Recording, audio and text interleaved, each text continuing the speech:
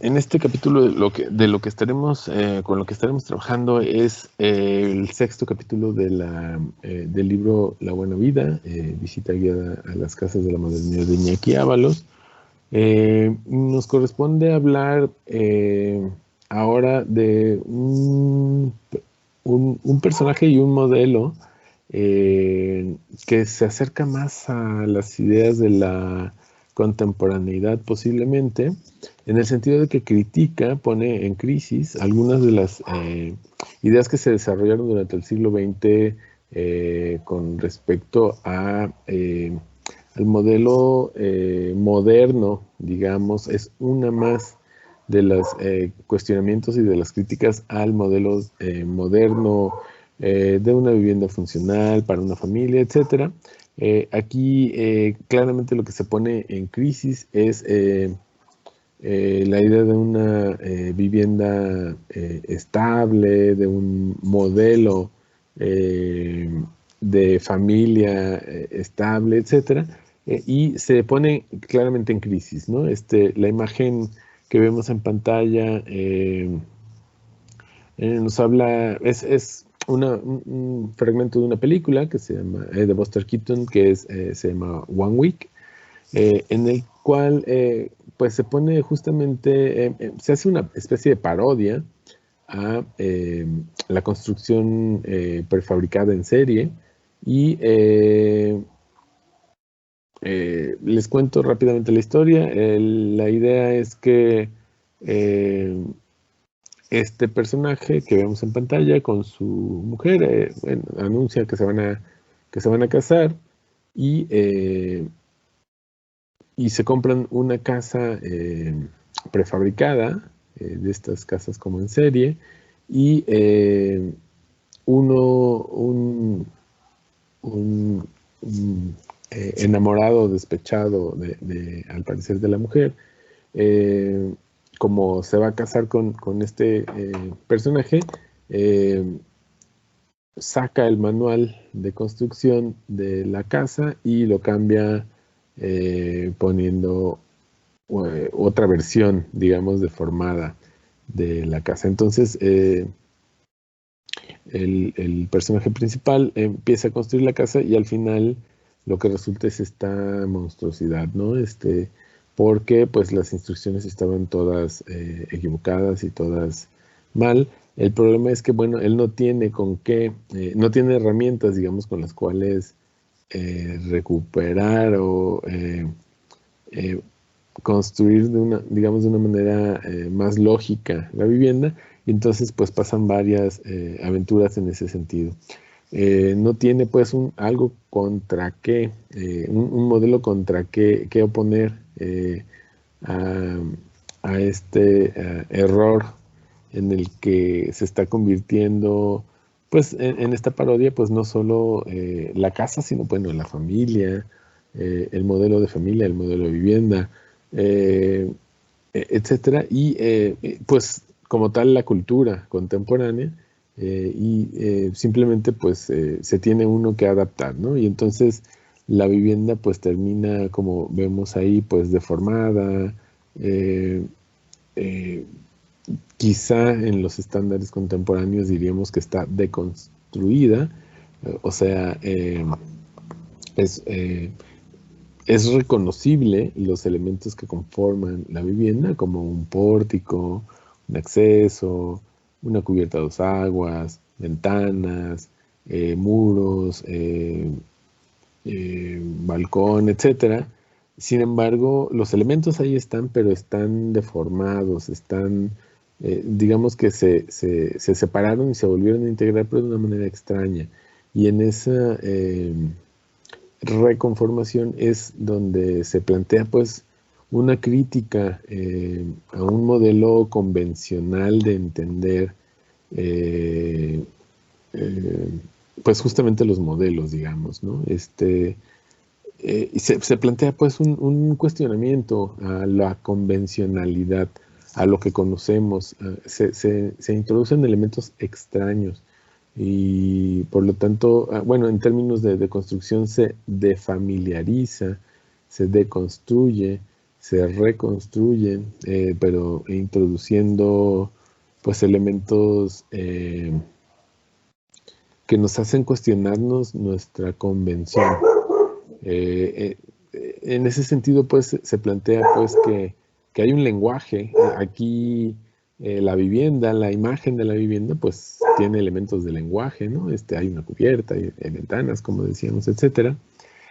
Sin embargo, todos estos elementos se han introducido de una manera extraña, lo cual en esta configuración tan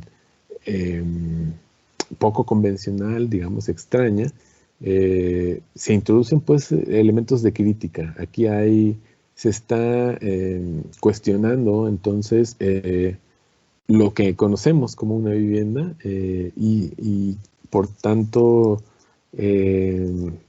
nos plantea pues nuevas perspectivas, ¿no? Al respecto. Nos hace cuestionarnos la convención, nos hace cuestionarnos lo que entendemos como normal o común, y por lo tanto se introducen pues elementos críticos, elementos que nos plantean pues otras posibilidades de lo normal. Iñaki Ábalos inicia el capítulo colocando algunas citas. Seleccioné una de ellas, que esta es de Peter Eisenman, este personaje contemporáneo que seguramente conocemos. Y la cita introduce justamente estas nociones de las que estamos hablando, ¿no? Dice Eisenman: no estoy hablando de hacer casas feas. Lo que digo es, supongamos que hacemos una casa que no es simplemente un hogar feliz, que está en el filo de ser misteriosa, que contiene lo sublime, un elemento de lo incierto y quizás del terror, algo que esté más allá de la belleza. Se introduce pues justamente otras posibilidades para la vivienda y para las formas de vivir que conocemos. Nos dice Ábalos cómo en este capítulo se hará una visita a varios distintas viviendas. La primera es un poco la que ya introducimos, que es esta parodia de la vivienda que hace Buster Keaton en One Week, en esta película, que es pues muy recomendada. La verdad, Buster Keaton es un personaje genial, menos conocido posiblemente que Chaplin. Sin embargo, pues de cierta manera posiblemente más interesante o más propositivo en algunas cuestiones, y que es, bueno, a mí me parece muy divertido. Creo que vale la pena revisar esta película específicamente, pero también la otra parte de su obra. Bien, entonces nos habla Ábalos pues de que haremos visita por varias viviendas que pueden darnos algunas claves de lectura de lo que nosotros entendemos como de construcción, pero también nos habla de la ruptura y de la aparición de un nuevo personaje que se puede entender como posthumano. Y con esto se refiere pues a la ruptura del humanismo, esta idea de este cambio de pensamiento desde lo que se dio, pues, ¿no? El humanismo, recordaremos, lo hemos platicado ya previamente, el humanismo introduce la figura del hombre como centro de la naturaleza y como centro de la cultura. Recordemos que este modelo previamente lo ocupaba Dios, la metafísica, esta idea de Dios como el centro de la cultura. Recordemos las catedrales góticas, la cultura medieval, etcétera, y cómo se pasa de una cultura centrada en lo metafísico, en lo que está más allá del hombre, más allá de la física, de los fenómenos físicos, o sea, Dios, lo desconocido, la magia, etcétera, para pasar ahora a otro nuevo modelo que era, como habíamos platicado en algunos videos anteriores, esta figura de centralizada en la ciencia, en el hombre, en cómo el hombre incluso puede ser estudiado, decíamos, lo vimos con el positivismo a un nivel científico, ¿no? Este modelo del hombre como centro de, de la cultura, de la civilización, ha ido desfasándose también ahora en un nuevo modelo que se ha dado en llamar posthumanista o posthumano, en el sentido del planteamiento de que el hombre ya deja de ser esa figura y se van lentamente eh, sustituyendo por algunas otras figuras. eh, por ejemplo, se ha roto la idea de que el hombre controla y supera a la naturaleza ahora por pensar que el hombre pues es simplemente un elemento más dentro de la naturaleza o dentro del universo, del mundo. Em, por ello, pues, este hombre que supera, que controla, que es el centro de las preocupaciones de la cultura, ha ido lentamente transformándose. Eh, se, se ha, por lo tanto, girado y planteado unas nuevas pensamientos, una forma de pensamiento que se puede llamar postestructuralista o posthumanista, en el cual se ha transformado gracias a algunos pensadores como Foucault, Deleuze, Derrida, digamos, gran parte del pensamiento postmoderno, el cual ha planteado, pues, como decíamos, la ruptura de la sociedad y del hombre como centro de la cultura para plantear otras posibilidades. Se ha cuestionado, por ejemplo, cómo el hombre pertenece a una sociedad, pero esta sociedad está regida por el Estado, por aparatos de control social, y cómo el hombre ahora pertenece, pues no ahora, pero se ha estudiado ahora más bien desde el punto de vista de la búsqueda del poder, del control y dominación de las personas frente a poderes mayores, sociales, del Estado, de la policía, del control por ejemplo, de la salud, de la discriminación o control que se tiene sobre la gente enferma, de los enfermos mentales, de los locos, etcétera, ¿no? Se han estudiado como algunos de los límites de este sistema de control en el que estamos consciente o inconscientemente formando parte. Y entonces se nos ha hecho voltear a pensar justamente pues entonces sobre estas ideas, el hecho de cómo la sociedad es una sociedad de control en el que el sujeto, los personajes, las personas formamos parte de una estructura que nos limita y nos encasilla y nos controla, digamos, en ese sentido. Y entonces, bueno, nos dice Ábalos que las propuestas que él plantea en este capítulo, pues esencialmente superan pues estas ideas del personaje humanista para intentar trabajar justamente con estas nociones del postestructuralismo, del sujeto posthumano. Nos habla pues de que no nos hablará de una casa materializada, sino incluso de una vivienda virtual, ¿no?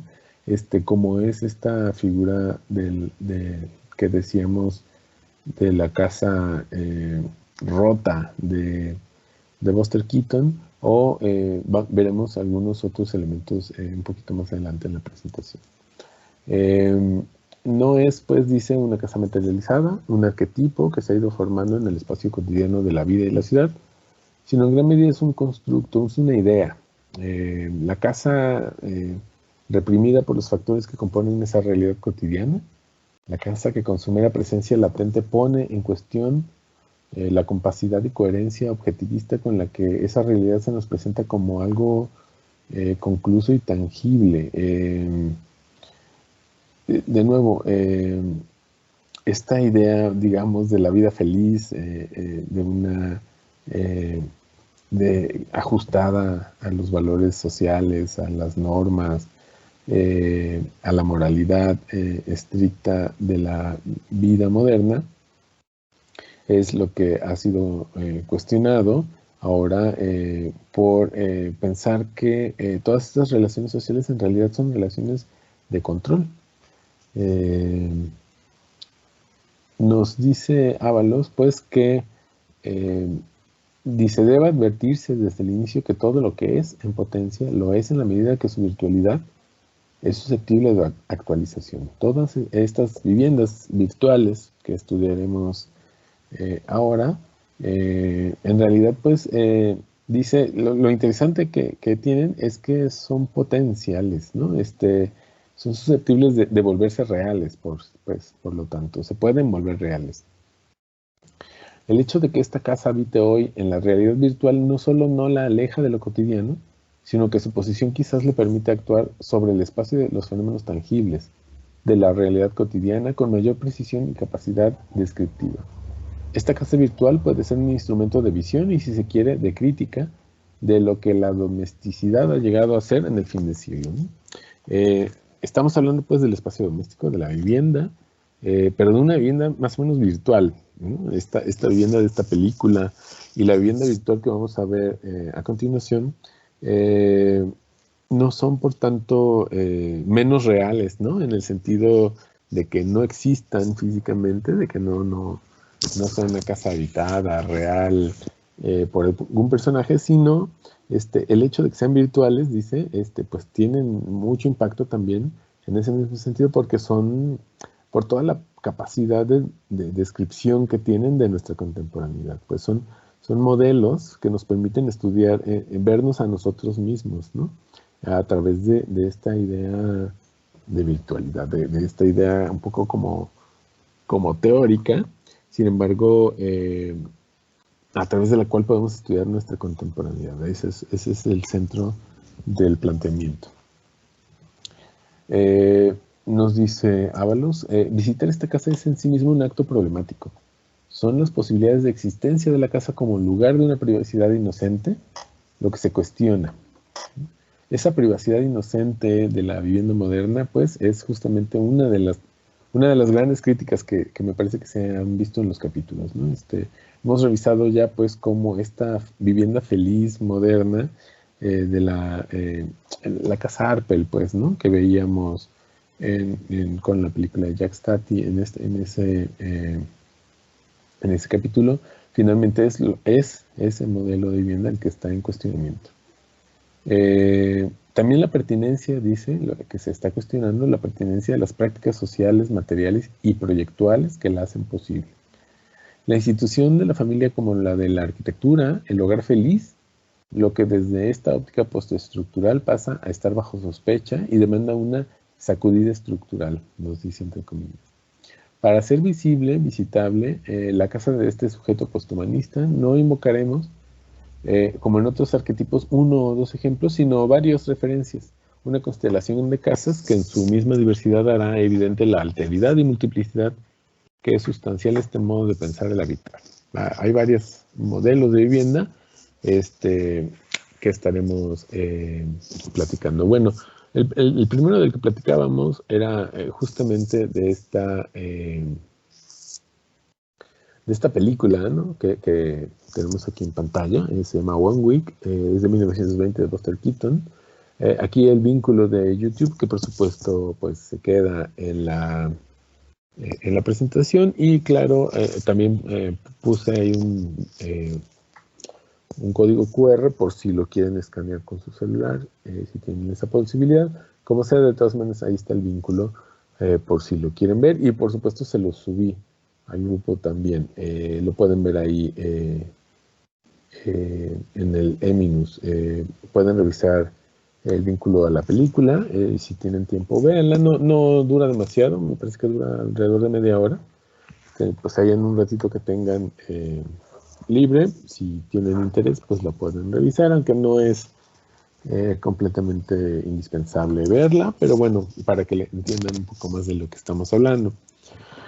Decíamos, pues, un poco la historia y el chiste, como decíamos hace unos minutos, es que esta vivienda, que es una vivienda que trae un manual de construcción, ¿no? Se empieza a construir mal, no por culpa del personaje, sino por culpa de alguien que le hace la maldad, y entonces se empieza a construir una casa un poco extraña, ¿no? Digamos un poco monstruosa. Es un poco como decir, ¿no? Que dentro de la modernidad, dentro de este orden que nosotros conocemos, casi que cualquier cosa puede romperla, puede destruir este orden pues un poco ficticio, ¿no? Que nos sugiere la modernidad. Esta prefabricación, esta estructura, este orden moderno que pareciera tan claro, tan luminoso, tan fácil de hacer, tan estructural, ¿no?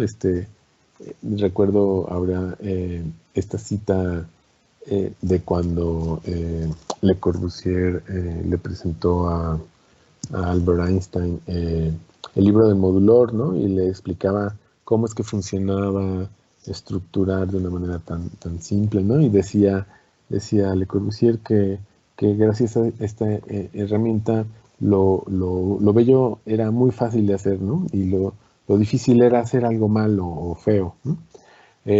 Bueno, justamente me parece que la película entra dentro de esa crítica a ese modelo moderno de hacer sistemáticamente algo bonito de una manera muy sencilla, ¿no? No es tan sencillo, nos dice Buster Keaton, ¿no? Hay, pues, monstruosidad, al parecer. La estructura normal de la norma, la estructura de lo simple se puede volver compleja gracias al contexto, ¿no? Nos dice aquí Iñaki Ábalos, aunque pronto comienza a hacerse evidente que hay algún error, ¿no? Algo pasa, ¿no? Dentro de esa vivienda no se está armando de la manera que debiera haber sido. Dice Ábalos, Keaton no tiene alternativas, no hay, no se sabe qué hacer cuando la cosa falla, ¿no? Si tenemos un plan que hay que seguir rígidamente y que no hay más que el modelo, hay un modelo que hay que seguir y aquí hay un muro y aquí hay una cubierta, o nosotros tenemos planeado claramente cómo va a ser nuestra vida, pero la vida no es así, ¿no? La vida se va transformando y se va adaptando. Y pues cuando aparecen estos errores, pues no hay alternativas, ¿no? Parece decirnos la película. No hay ningún otro modelo de pensar que oponer al del manual, ¿no? Lo normal es esto, lo que debiera suceder es esto, sin embargo no sucede. Dice que este personaje sigue ciegamente construyendo pues como si fuera una máquina, ¿no? Este objeto que se compró prefabricado, y el resultado final, dice Ábalos, devendrá una cruel metáfora del destino de la pareja y la familia institucional en nuestros días. Hay una metáfora, nos dice ahí, ¿no?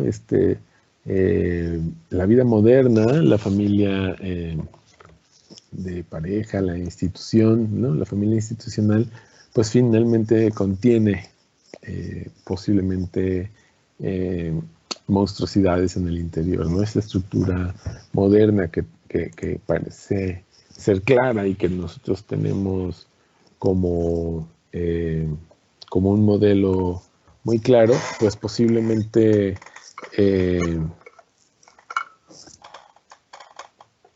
no sea tan difícil de romper o de destruir. Nos dice aquí Ábalos, pues, que hay claramente una similitud entre este modelo de Buster Keaton y la película de Jack Stati que veíamos en su momento. Dice, hay una forma, pues, paródica de mostrar la dificultad de supervivencia del sujeto tradicional en el mundo contemporáneo, ¿no? Este modelo, de nuevo, de este personaje, de este personaje humanista, ¿no? Se rompe, se pone en cuestionamiento, se cuestiona, se critica, ¿no? Mientras la casa de Monsieur Hulot, el tío, ¿recuerdan de la película de Mononcle? Es su espacio doméstico, es una alternativa completa a la de la casa Arpel, a la casa moderna, esa que veíamos.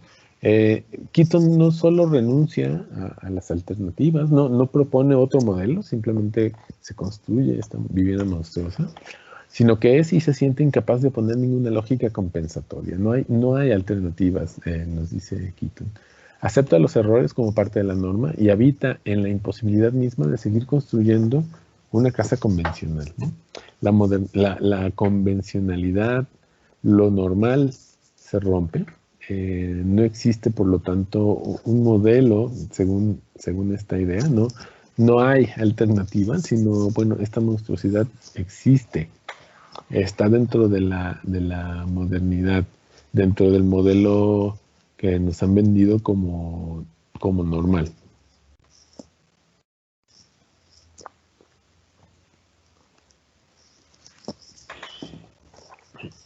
Nos dice Iñaki Ábalos. Hay más de una coincidencia entre las casas de Wenwick y dos casas construidas por dos arquitectos singulares en el fin del siglo XX. La casa 6, la House 6, esta que vemos en el centro de la imagen, que Peter Eisenman levantó en Washington del 72 al 75, y la casa que Frank Gehry, el de la extrema derecha, la casa que Frank Gehry se hizo a sí mismo en Santa Mónica, en Los Ángeles, del 77 al 78.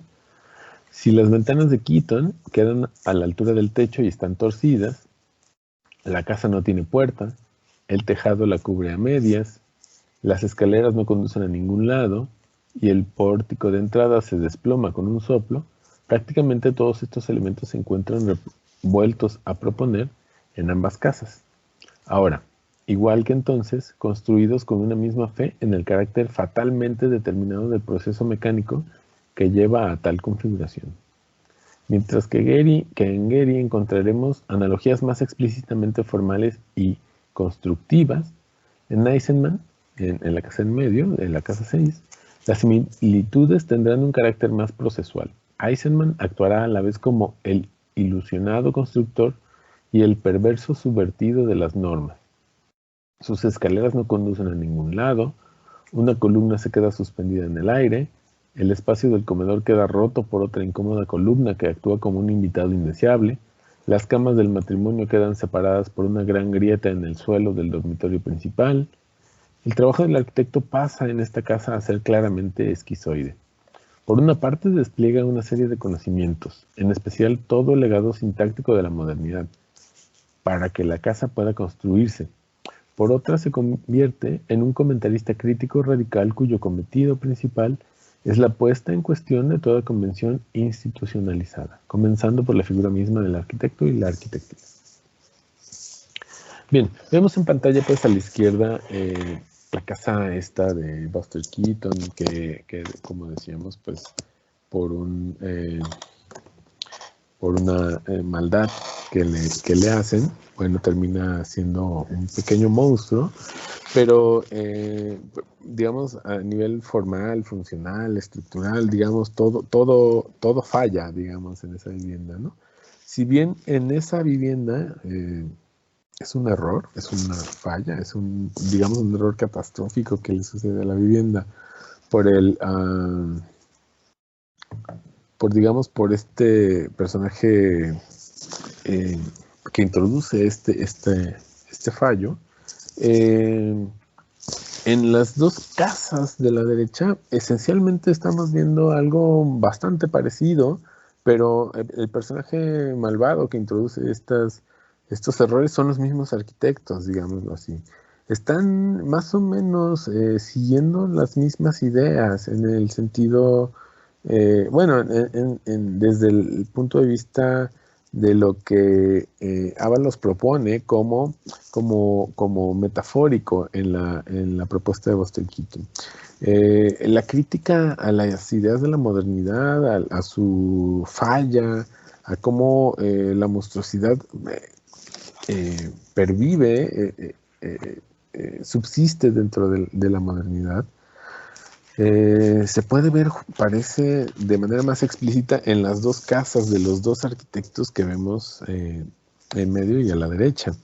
En el centro tenemos la casa 6, la House 6 de Peter Eisenman, quien, si bien en un lenguaje muy moderno, lo podemos apreciar en la pantalla, pareciera una casa bastante convencional desde el punto de vista moderno, en realidad es una casa que introduce varios elementos extraños, como nos lo dice Ábalos,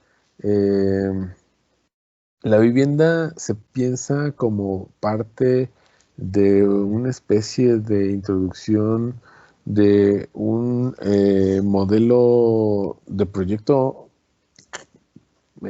incipientemente paramétrico, en el sentido de que propone un proceso a seguir, que tiene un principio y que tiene un final y que tiene una serie de reglas lógicas que se van siguiendo, y estas reglas lógicas se siguen al pie de la letra, tanto que incluso terminan de cierta manera introduciendo elementos extraños dentro del objeto arquitectónico, en el sentido de que no sigue la convención funcional, ¿no? No hay elementos del programa que se rompen, como veíamos en el sentido de estas columnas que no llegan al piso, algunas columnas que llegan en lugares indeseados, como en el medio del comedor, el programa de los parámetros que introduce Eisenman implica que la cama, por ejemplo, la cama del dormitorio principal se rompa y se parte en dos camas, por ejemplo, porque en medio de la recámara principal pasa una grieta sobre el piso, el muro y el techo, que separa la recámara principal, etcétera. Hay pues varios elementos, digamos, que intencionalmente introduce Peter Eisenman como un cuestionamiento profundo de la arquitectura moderna. Él introduce lo que él plantea como la superación, de cierta manera, de una arquitectura clásica, que él propone como clásica, en el sentido de que la modernidad, dice él, no se atrevió a ser verdaderamente moderna, y entonces él intenta romper con la figura humanista. Él plantea la intencionalidad de hacer una arquitectura más allá del hombre, o de hacer una arquitectura post-humana, o sea, que no esté basada en el hombre, que no esté basada en la historia, que no esté basada ni siquiera en el lugar, ¿no? Supera de cierta manera, pues, el hecho de pensar en una arquitectura pensada para el hombre, sino es una arquitectura para algo más allá del hombre, y en realidad es como una idea artística de un objeto, casi es una escultura en el que puede ser habitable, o sea, la gente puede entrar ahí y vivir, pero no está pensada como una vivienda. Él lo ha dicho ya de varias maneras. Es un objeto habitable, pero no necesariamente es una casa para vivir dentro de ella, ¿no? Porque en realidad él está trabajando con el lenguaje arquitectónico, con los elementos de ese lenguaje y estructurándolos, ¿no? Esos elementos del lenguaje, como los veíamos hace unos minutos, pues son las ventanas, las puertas, los pórticos, los muros, las columnas, las vigas, etcétera. Todos esos son elementos del lenguaje que él utiliza, simplemente estructurando ese lenguaje. Resultando lo que resulte, digámoslo así, ¿no? En ese sentido es que tiene un paralelo con la propuesta de esta vivienda de One Week de Buster Keaton que nos plantea Iñaki Ábalos. Por último, la vivienda de Frank Gehry posiblemente es formalmente más cercana a esta idea, ¿no? Frank Gehry tiene mucho, él sí la intención de romper con la forma y la estructura de la vivienda, utilizando incluso materiales que no eran convencionales para la vivienda de la época, para los 70s, ¿no? Introduce láminas de acero y de aluminio, mallas, cartón, algunos elementos que no son convencionales para la época en las viviendas y intencionalmente desmonta formalmente la estructura de la vivienda, pues aparecen monstruosidades desde su interior, ¿no? Él habla de fragmentación, de ruptura, de deformación, algunas palabras que nos ayudan un poco como a entender las intenciones del proyecto. Él habla, originalmente la casa era una vivienda vernácula americana, de dos aguas, muy convencional, y él habla que el interior de la vivienda empieza a explotar hacia afuera, ¿no? Algunos elementos de los interiores, algunas vigas, algunos elementos de madera, etcétera, explotan y salen al exterior, se rompen la estructura convencional de la vivienda para que formalmente nos dé la idea justamente de una ruptura con la modernidad. Plantea, pues, de cierta manera que esta monstruosidad que está latente en el interior viola la forma convencional de la vivienda a través de los procesos que decíamos, ¿no? La ruptura, la fragmentación, la deformidad, etcétera, ¿no? En vez de hablar de regularidad, de orden, de estructura, de limpieza, etcétera, las ideas que subyacen con las que se construye estas nociones de arquitectura son completamente otras, ¿no? Estamos hablando pues de deformidad, de transformación, de ruptura, etcétera. Seguimos con Ábalos, nos dice, ¿qué ha pasado pues con este sujeto normal? Y con normal nos referimos a este sujeto que está, a este personaje que está sujeto a la norma, ¿no? La norma en el sentido de la ley, la regla, el orden, la estructura, ¿no? Este sujeto normal, ¿qué le ha pasado al sujeto normal para convertirse en este agente cuya única capacidad de expresión consiste precisamente en su incapacidad para oponer resistencia, para desarrollar con éxito las normas?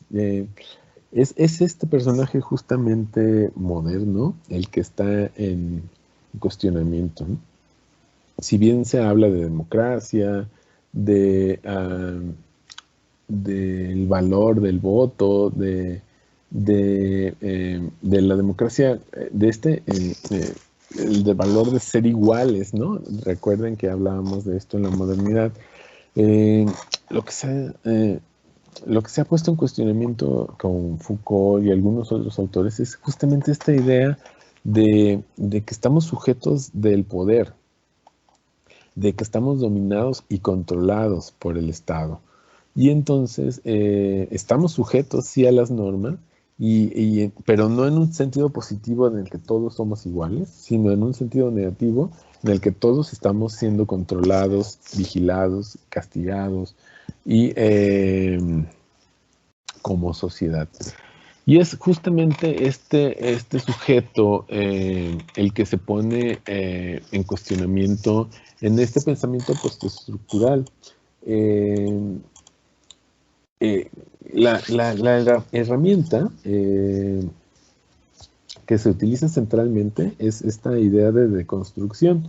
Cuando hablamos de deconstrucción, esencialmente estamos hablando, pues, de esta herramienta de análisis lingüístico en el cual se pone en cuestionamiento justamente el orden del discurso, el contenido del discurso. Con esto nos referimos, pues, a cómo estas normas sociales pueden ser cuestionadas justamente desde el punto de vista del contenido que tienen, de cómo, lo decíamos, por ejemplo, en el caso de Foucault, nos menciona cómo estamos siendo sujetos de orden y control, de no tener una verdadera libertad, sino de la única libertad que poseemos es de migrar entre estructuras, de que verdaderamente estamos sujetos del control del Estado, del control de la policía, de lo que le conviene a ciertos intereses, y nosotros estamos siendo manipulados y siendo sujetos de control en ese sentido. Esta herramienta de la deconstrucción, que bueno, se ha traído a la arquitectura desde una manera, a mi parecer, bastante inocente. Se ha hablado de arquitectura incluso deconstructivista. Y Ábalos reconoce, intenta unir, como en cada uno de los capítulos, las nociones de estas formas de pensamiento de la filosofía, trayéndolo a la arquitectura. ¿Cómo es que hay, bueno, no a la arquitectura, sino a las distintas formas de vivir? Claro, le sirve a los arquitectos. Lo que vemos aquí, pues, este pensamiento contemporáneo, postmoderno, planteado por, lo decíamos, por ejemplo, por Foucault, en Las palabras y las cosas. Es un libro, uno de sus libros centrales, en el que intenta hacer como lo que le llama una arqueología del pensamiento, en el cual describe cómo ha venido transformándose el conocimiento humano, en el que, bueno, según el planteamiento de Ábalos, se plantea esta idea de la muerte del sujeto, ¿no? Como ya lo hemos dicho, estamos hablando pues ahora de un pensamiento posthumanista, postestructural, en el cual esta sociedad feliz que veíamos en la modernidad, pues se pone en cuestionamiento, se pone en crítica, se pone en crisis. Justamente, pues, por ejemplo, desde este libro, en el cual hay la problematización, ¿no?, de la idea de sujeto, dice en la que toda la experiencia de la modernidad desde el humanismo clásico se fundamenta, ¿no? Esta idea del humano, del humanismo, de la persona como centro de la cultura, del pensamiento, es la que se problematiza, ¿no? Ahora se pone en cuestionamiento.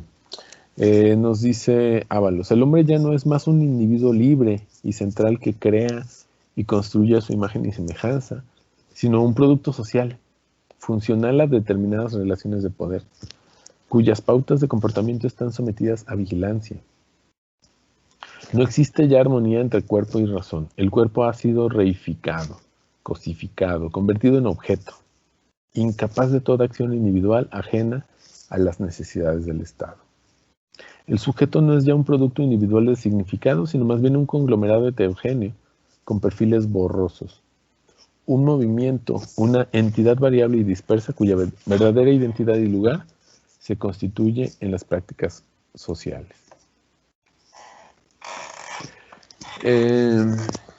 Dice Ábalos: cuando Derrida describe su actividad deconstructora con analogías arquitectónicas, lo hace básicamente sobre dos figuras: la del edificio o la estructura de la metafísica, y la de la figura del parásito, que representa el objeto y el sujeto de su pensamiento. A través de la primera imagen propone un programa, socavar los cimientos del edificio de la metafísica, mientras con la segunda, de Parasite, el que está fuera de sitio, también es una imagen topológica, al igual que la del edificio, el edificio destruido, deconstruido, describe la actitud, el procedimiento, la mecánica deconstructiva que, como en el caso de Keaton, carece de alternativas, se desarrolla como pura crítica, como deconstrucción. El parásito entendido como modelo es el intruso que se instala en la vida de terceros, las otras formas de pensamiento, poniendo en evidencia con su sola e impertinente presencia la construcción de una compleja trama de leyes y convenciones secretas, no formuladas, cotidianas, que teje la red que compone la seguridad y los mecanismos de defensa privados. El conjunto de normas con las que se organiza la violencia en lo doméstico y a su través, por extensión o por oposición, la violencia pública. Entonces, nos habla Foucault, por ejemplo, del nacimiento de la policía, ¿no? La policía no desde el punto de vista de este hombre que trae una macana, un arma, etcétera, sino esta idea de vigilancia del Estado, ¿no? la policía, la milicia, etcétera, no sirve solo para conservar una cierta soberanía nacional, sino sobre todo para ejercer poder, ¿no?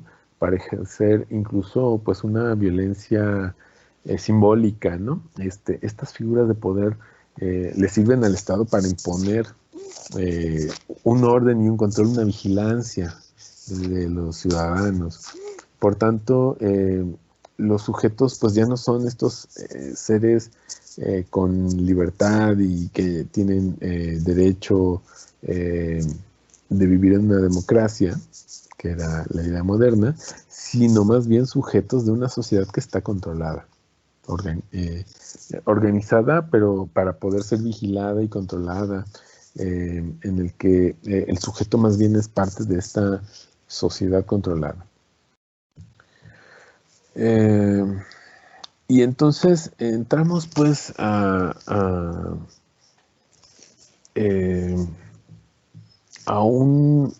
tenemos de entrada pues entonces un personaje muy diferente. Ya no es este personaje moderno, decíamos, de la libertad, sino tenemos un personaje dentro de una sociedad, pero esta sociedad es vigilada y controlada. Nos habla Ábalos pues de cómo hay esta figura del nómada que plantea Deleuze. Dice, con la aparición de cambios de conducta en las sociedades avanzadas, derivados en gran medida de cambios económicos, tecnológicos y demográficos parejos, es sin duda algo más que una oportuna coincidencia. En términos sociológicos, esta nueva forma de ser se describe convencionalmente como un aumento de la movilidad y paralelamente una disminución de la importancia de la familia y de la razón doméstica.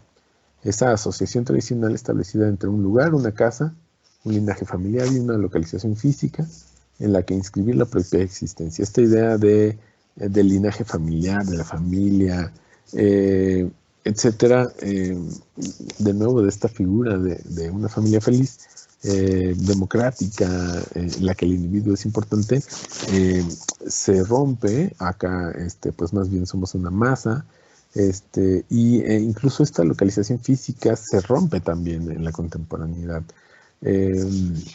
No es en vano que cada vez que hablamos por teléfono a un celular con un familiar o con alguien cercano, lo primero que hacemos es preguntarle ¿dónde estás?, ¿no? Esta necesidad de ubicar físicamente a las personas, dado que pues cada uno se encuentra dentro de una movilidad dentro de la ciudad.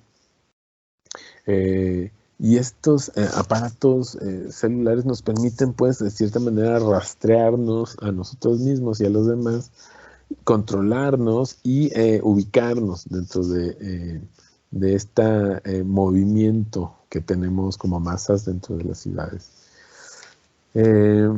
Nos dice Ábalos, nos encontramos con un sujeto contradictorio capaz de ser pensado, con Deleuze, como alternativa a los desarrollos del capitalismo, y a la par descritos con David Harvey como producto de los nuevos sistemas de acumulación flexible del capitalismo globalizador. Un sujeto negativo y a la parte funcional a las necesidades de atomización y ubicuidad que conllevan las nuevas pautas económicas. Se desvanece el perfil del sujeto tradicional, se desvanece también su asociación a un modelo antropocéntrico clásico, el de la familia patriarcal, y se desvanece la ligación con un linaje y un lugar específicos. Se hacen borrosos sus límites y perfiles, tanto por la fugacidad de su instalación y contactos con sus semejantes, como por el abandono de un modelo racionalizable de movilidad o comportamiento, sometido bajo fundamentos económicos a una randomización creciente, paralela a la del capital financiero. La forma de estudiar la sociedad contemporánea ya no es a través de entender los comportamientos que pueden ser previstos, como lo intentó el positivismo. ¿Recuerdan cómo veíamos que la figura del positivismo se pensaba que se podían estudiar, así como se estudiaban las leyes físicas de la naturaleza, se podían estudiar también las sociedades? Esto pues se descubrió que no es posible, que la individualidad es importante, que no somos todos semejantes a un modelo, etcétera. Por lo tanto, ahora se aplican más bien cuestiones estadísticas, ¿no? ¿Qué tan posible o qué tan probable es que algo suceda, digamos, a un nivel social?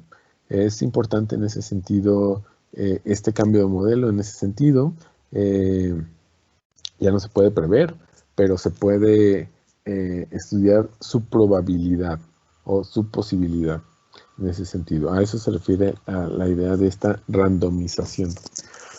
Bien, a este modelo se plantea otro modelo de cabaña o de modelo de parásito dentro de la ciudad, en el cual explica Iñaki Ábalos. Lo que tenemos en pantalla es PAO 1 y PAO 2, que son unos propuestas teóricas, conceptuales, que propuso Toyo Ito en los 80s. El PAO 1 es del 85 y PAO 2 del 89. Les leo un poco lo que dice Ábalos al respecto. Dice, este modelo de conducta fue investigado por Toyo Ito desde la arquitectura, estudiando sus implicaciones en el espacio doméstico a través de sus proyectos para la chica nómada de Tokio. Ahorita vamos a ver en la siguiente imagen.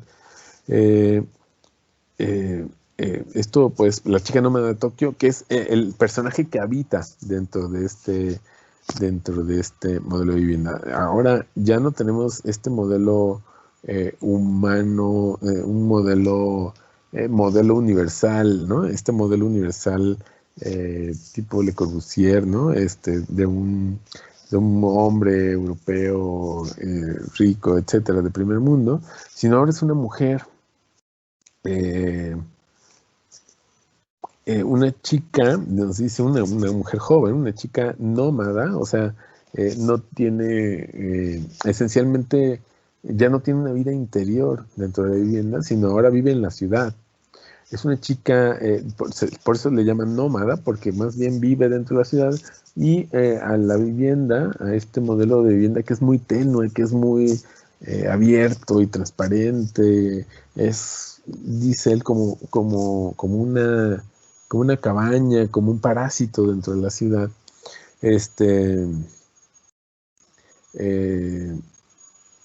Es únicamente como una especie de base de operaciones, ¿no?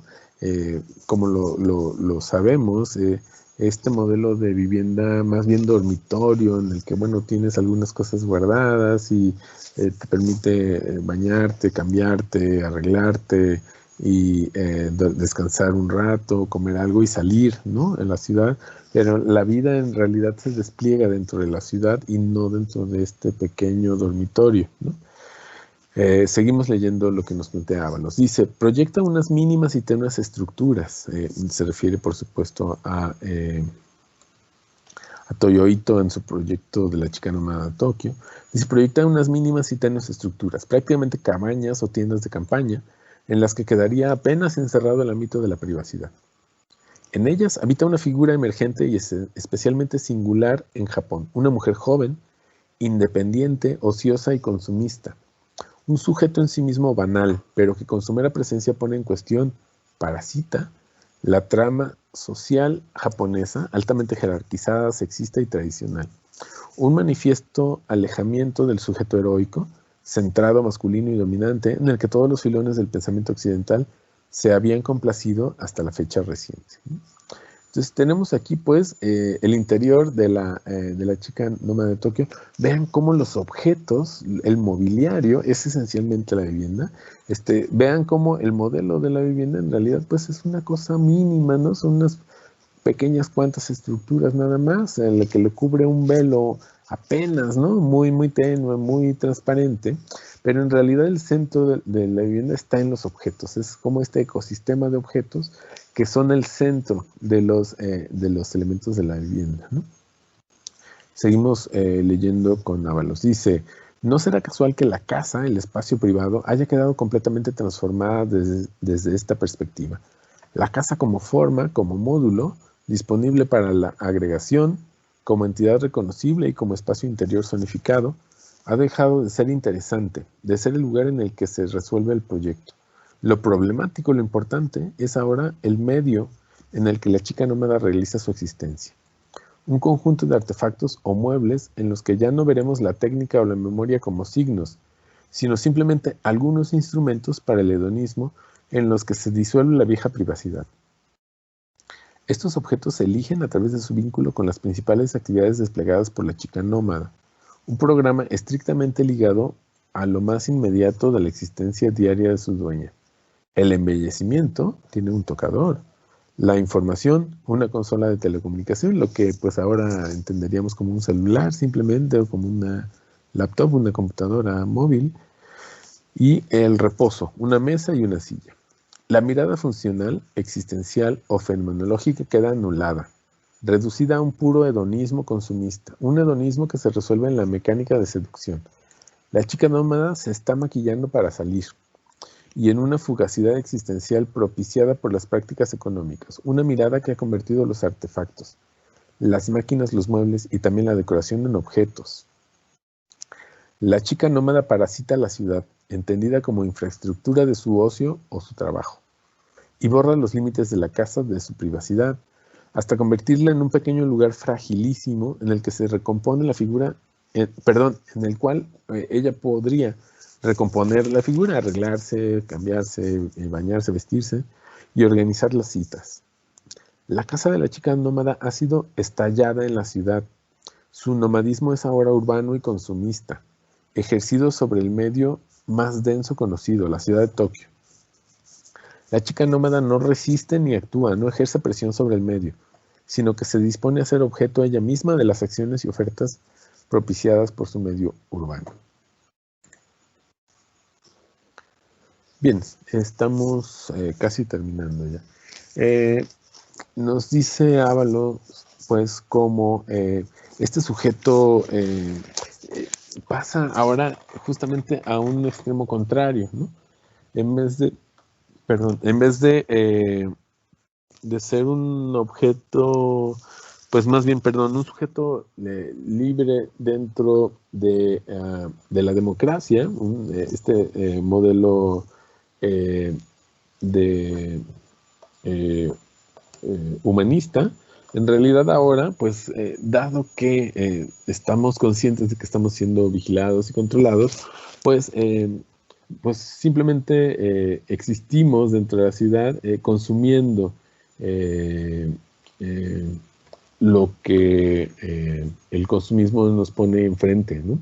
Viviendo, digamos, de una manera un poco acrítica, un poco alejados del enfrentamiento político, del enfrentamiento social, pues simplemente desentendiéndonos, digamos, de nuestra responsabilidad política dentro de la sociedad. El consumo, el entretenimiento constante, etcétera, nos ha hecho apáticos, digamos, y más bien pues nos ha arrojado a una vida pues superficial, banal, en la que pues más bien somos consumistas de la ciudad, de los entretenimientos, de los servicios de la ciudad, centrándonos en nosotros mismos y olvidándonos, digamos, de la sociedad como tal. Nos propone Ábalos en el texto. Dice, veamos cómo las cabañas se posan a modo de parásitos en este medio ya casi natural, estando y no estando en él, diferenciándose en su tamaño minúsculo y en su autonomía, no forman un cuerpo social, su disposición no es coherente sino aleatoria. Una posición diferente externa al sistema, pero funcional a él. O sea, sigue estando en el sistema, pero un poco alejado, digamos. Al igual que la geometría que las define, que viene a subrayar la alteridad en las formas de vivir la ciudad y el ámbito privado. La privacidad reducida a mínimos suele estar protegida por un fino velo, una segunda piel que abarca unos pocos objetos. Como cabañas primitivas, anuncian un modo de instalarse en el mundo contemporáneo atravesado por su misma fugacidad, sin memoria ni futuro, en un presente continuo telemático y un espacio ubicuo siempre idéntico a sí mismo. El sujeto posthumanista habita desde afuera, provisionalmente. Ese magma cuyas leyes de organización caótica ni siquiera le pertenecen, está dentro y fuera. Como el parásito, ni es invitado ni es ajeno. Cumple su función, pues forma parte del sistema global. Su posición es heterópica. Su mirada es la del mundo visto desde fuera. No habitan propiamente, ocupan provisionalmente. Es en su movilidad en el trayecto como estos sujetos pueden registrarse. No hay en su concepción espacial un mundo de fondos y figuras, sino fluidez, fugas, continuidad y vórtices. Es la percepción del nómada, un espacio hecho de continuidades y singularidades. Me parece interesantísimo y central en este texto esta idea que nos plantea aquí Ábalos respecto a la idea de que su posición es heterópica, perdón. Nos habla de esta posición de Foucault de la heterotopía, en la que nos plantea cómo el personaje contemporáneo ahora cambia por un personaje que sabe, que tiene un contexto. Ese contexto que es dentro de la filosofía contemporánea se plantea como espacial, nos habla más bien de las relaciones de poder. No nos habla necesariamente, digamos, del espacio arquitectónico, sino nos habla de cómo cada sujeto vive en los espacios otros, que son esta idea de las relaciones de poder que existen alrededor del sujeto. Lo hemos dicho ya, todo este capítulo trata de eso, de cómo somos dominados, somos sujetos de control, y cómo estas relaciones humanas se dan realmente dentro de estas estructuras sociales, que son relaciones de poder entre los sujetos. Ahora nos pasamos a el último de estos modelos, de estos 3 modelos, 4 ya, que nos plantea Iñaki Ábalos como representativos, digamos, de esta forma de pensamiento de este pensamiento posthumano o postestructural. Lo que vemos en pantalla ahora es el proyecto de FOA, de Alejandro Saera Polo, que era uno de los líderes del Frame Office Architecture, y lo que vemos es la propuesta de una vivienda virtual que lanza una revista dirigida justamente por Peter Eisenman, la revista ENI, en inglés, ENI, cualquiera o cualquiera, que lanza una propuesta de un concurso de una vivienda virtual. Y esta es una de las propuestas de FOA, de Alejandro Saera Polo, de 1996. Vean cómo es una especie de cinta de Moebius, que si bien tiene una ubicación, no sé si alcancen a ver aquí a la derecha, en el extremo derecho arriba, tiene una ubicación un poco como en el bosque. La imagen que vemos acá en el centro, la más grande, son varias, como un conjunto de estas distintas viviendas. En realidad, a la derecha en medio vemos uno de los únicos módulos. Aquí vemos una cinta plana que se desdobla y conforma esta cinta que se dobla sobre sí misma.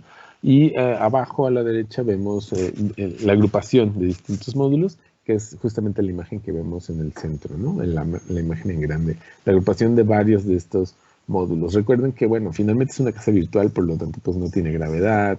Existe en la virtualidad completa, ¿no? Leemos el texto que plantea Ábalos al respecto. Nos dice, ¿cómo podría entenderse la materialidad de estas cabañas? ¿Qué técnicas proyectuales deberían desplegarse? Quizás sea el momento de visitar la casa virtual de Foreign Office 1996, una casa sin otro cliente ni otra ubicación que la de un seminario de arquitectura organizado por ENI, el medio de difusión posthumanista en torno a Peter Eisenman, un lugar y un cliente paradigmáticos para ensayar los nuevos valores y técnicas con los que construir la casa posthumanista. Y así lo interpretaron sus autores, como una versión de la cabaña primitiva, actualizada a través de la mirada de este sujeto nómada, para el que la naturaleza ya no es un terreno virginal e inocente, sino una construcción cultural, una metáfora heurística de la ciudad global cibernética, su verdadera naturaleza. El paisaje es un material continuo, la ciudad misma, atravesado por líneas de fuga, parasitadas provisionalmente.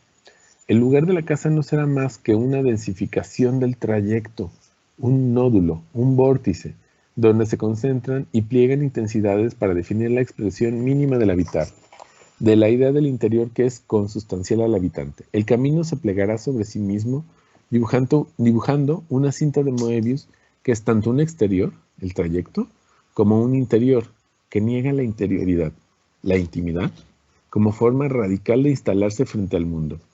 En última instancia, devolverá al nómada a su trayecto como un accidente. Hay, pues, en esta cabaña primitiva, una completa construcción de la mirada sobre la naturaleza, la materia y la forma. Una mirada que no por casualidad está ligada a la que las ciencias han desarrollado a lo largo del siglo a la búsqueda de una explicación de los fenómenos complejos, del orden dentro del caos, capaz de aproximar las ciencias humanas a las ciencias exactas al identificar ambas su objeto de estudio en los fenómenos complejos e inestables.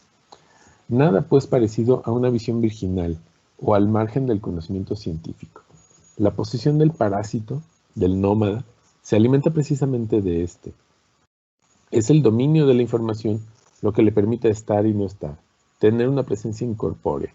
Es a través del conocimiento como ha aprendido a adoptar una posición mimética, a ser parte de ese material que es la ciudad, mundo, naturaleza. Bien, nos plantea aquí pues cómo hay una especie de aproximación a las nociones de pensamiento complejo, de cómo recordemos que este pensamiento finalmente está centrado en la idea de cómo cualquier cosa está en un contexto y este contexto, con este contexto hay una relación de retroalimentación. Todo lo que pasa dentro está causado por los elementos del afuera y este contexto a su vez está condicionado por lo que está sucediendo aquí. Todo está conectado, todo está relacionado.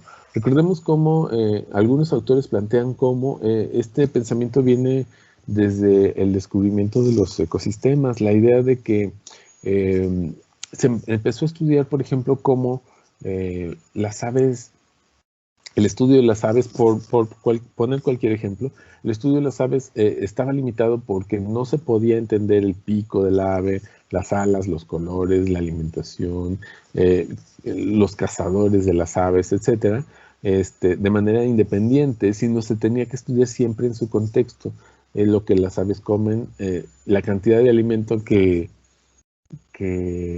tienen las aves, pues está en función de todo lo otro que pasa alrededor de ellas, ¿no?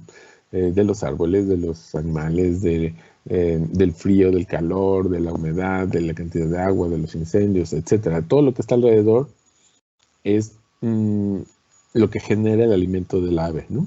Los colores del ave, las plumas, el pico, etcétera. Todo está alrededor de lo que está pasando, de lo que está, en función de lo que está pasando alrededor del ave. Por lo que se descubrió que finalmente no se pueden aislar los fenómenos de la naturaleza de una manera sintética, o sea, no se puede simplemente hacer análisis en un mundo como ideal o fuera de la naturaleza, porque en realidad todo está sucediendo dentro de la naturaleza. Se ha descubierto que, por lo tanto, el pensamiento de la naturaleza pues es una construcción completamente artificial. La naturaleza no existe como tal, sino es en realidad pues una construcción humana. Todo es natural, todo está dentro de la naturaleza. Por lo tanto, pues la naturaleza no existe como tal, ¿no? Y entonces, en realidad, lo que se ha descubierto pues es que todo está dentro de un sistema, todo es ecosistémico, todo tiene que ver con todo está relacionado con su contexto y no se puede aislar los fenómenos. Entonces, justamente esta idea de esta crisis, digamos, o planteamiento crítico de un sujeto posthumano, de un sujeto postestructural, como se entiende en este capítulo, es justamente el descubrimiento de las relaciones, ¿no? Que tienen los sujetos con su contexto. Bien, ya casi para terminar, leemos las últimas dos láminas que nos plantea Iñaki Ábalos. Nos dice que la tecnología informacional, o sea, esta tecnología, este procesamiento de información dado gracias a las nociones de computación, dice, no es un sistema operativo oportunista o casual, al margen de lo que aquí se ha descrito en relación a la casa posthumanista, sino un medio que permite operar con lo virtual y lo actual como partes de un proceso dinámico continuo, algo que estaría vedado a la dualidad real posible, que se definirá siempre por oposición. La técnica informática permite operar con diagramas y procesos dinámicos en un estado continuo de actualización y transformación. Permite operar, por tanto, con flujos, con una lógica de la complejidad similar a aquella que los nuevos desarrollos científicos y biológicos pretenden capturar. Es así como puede interpretarse la necesidad de un soporte informático para trabajar con el modelo de una ciudad borrosa, constituido por la presencia borrosa del nómada, un modelo de espacio fluyente y vivo que reclama pensar lo incorpóreo, el rastro del movimiento a través de una materialidad precisa, el diagrama. Entonces, bueno, dice, hay una naturalidad de poder trabajar con el pensamiento computacional, ¿no? La necesidad de trabajar con grandes cantidades de información, con lo fluido, con lo que está en movimiento, con lo que está en relación con el contexto. De nuevo, no estudiar el objeto individual, sino todo el contexto. Es una inmensa cantidad de información. Por lo tanto, tiene sentido, pues, ¿no? Hay una lógica en la utilización del pensamiento computacional con esta forma de pensamiento, con el trabajo de lo virtual, ¿no? De los flujos, del movimiento, de los sujetos dentro de su contexto. Por último, nos dice Ábalos, caemos en la cuenta de que en todos estos proyectos de casa hay un esfuerzo extra por provocar, por producir un extrañamiento, por presentarse a sí mismas como un deliberado esfuerzo de negación de cualquier posible imagen unificada o totalizadora, como si hubiesen sido pensadas a la contra, violentando otros arquetipos y sus paradigmas hasta transformarlos en caricaturas de sí mismos. Sabemos obviamente que es así. Tal es en esencia la dinámica deconstructivista. En ese objetivo de extrañamiento hay un deliberado intento por forzar un cuestionamiento de los valores manifiestos o latentes, en los que la vida cotidiana tiende a regularse. En última instancia, esta forma de pensar la casa contiene un proyecto liberador frente a la violencia pública y privada, aún a costa de un cuestionamiento mismo del sujeto o de su extrema banalización. La casa posthumanista no alberga ninguna intimidad, ninguna forma de confort perdurable, ningún consuelo. No es un refugio de la ciudad genérica, sino un punto de observación, a lo sumo un alto en el camino. Nos plantea pues que esta forma de habitar que opera sobre la convención de la ciudad moderna, en los pliegues de la arquitectura moderna, puede entenderse no como destructiva del orden de la vieja ciudad burguesa, sino como desveladora de otros foros, de los nuevos lugares en los que se producen intercambios, de nuevos lugares donde quizás se constituyen hoy formas paralelas de habitar lo público y lo privado, adecuadas a los procesos de transformación a los que nuestras vidas están sometidas.